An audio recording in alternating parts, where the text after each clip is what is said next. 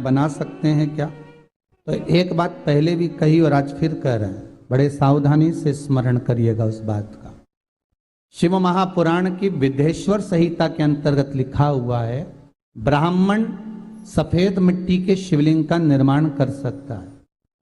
कौन सा शिवलिंग? सफेद मिट्टी का।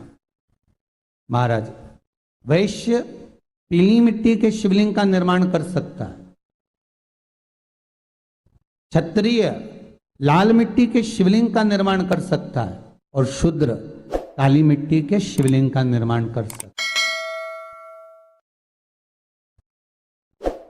एक ये आज के जमाने में जो ये होड़ लगी हुई ना शिवलिंग बनाने की, बहुत ध्यान दीजिएगा महाराज। आज के जमाने में जो एक होड़ लगी हुई है कि 1.25 लाख शिवलिंग का निर्माण करो। अब 1.25 लाख शिवलिंग का निर्माण करो और एक ही जगह की मिट्टी खोद कर पटक दी और बहुत सारे लोग आए और अलग अलग वर्ण के आए और मिट्टी का लिंग बना भी दिया, शिवलिंग की पूजन भी हो गई।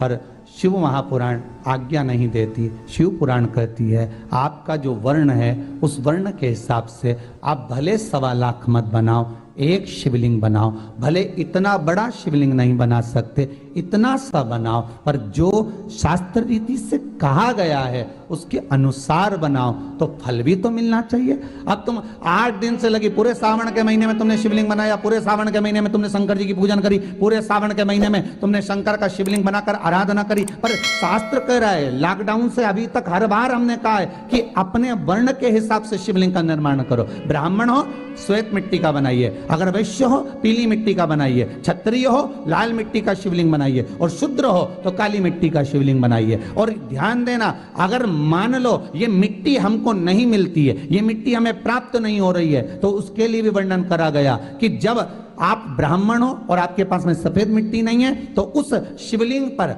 बॉर्डर मतलब अबीर जानते हो, शंकर जी को चढ़ती अबीर गुलाल, तो अबीर चढ़ा दो पर उसको सफेद कर लीजिए महाराज। और मान लो आप वैश्य हो, आपके पास में पीली मिट्टी नहीं है तो उस शिवलिंग को बनाकर हल्दी से लेपन कर दो पर उसको पीला कर लीजिए महाराज।